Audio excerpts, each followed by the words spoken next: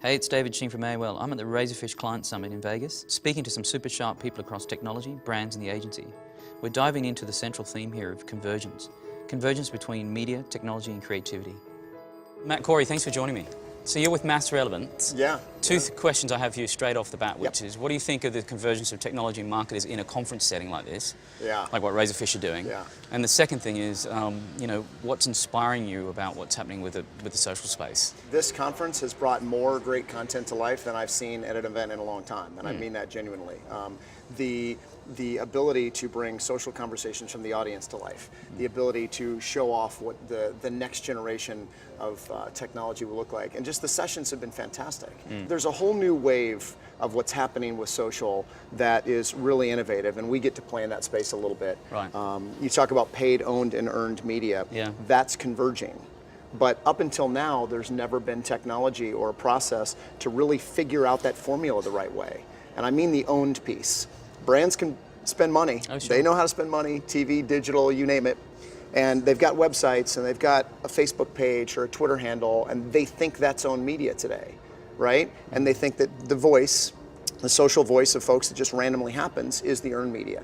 They can control that more. They can actually leverage the voice of their customers and bring an experience to life in the owned space that involves the audience. I've talked to a lot of different brands and CMOs, and sometimes I'll hear, well, we're not sure exactly what to do with social, right? We're not sure of the ROI yet. We're not sure what to do. We want to get it exactly perfect.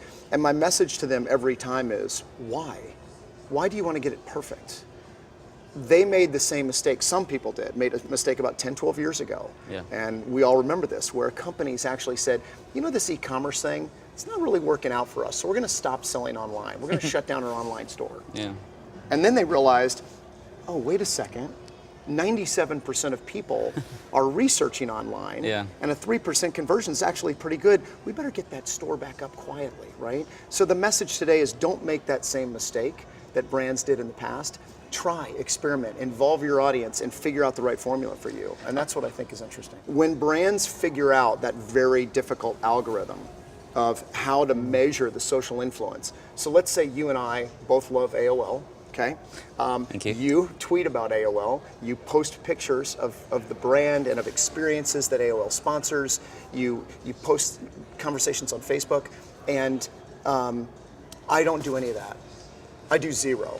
We will in the future be able to measure the fact that you actually influence $200-300 of purchases or behavior in your network for AOL or Nike or any brand, take any brand. And if I don't do any of that, instead of just measuring purchases, people will measure social influence. Matt Corey, thanks for spending some time with me, mate. Absolutely. Take Thank care. you for having Cheers. me.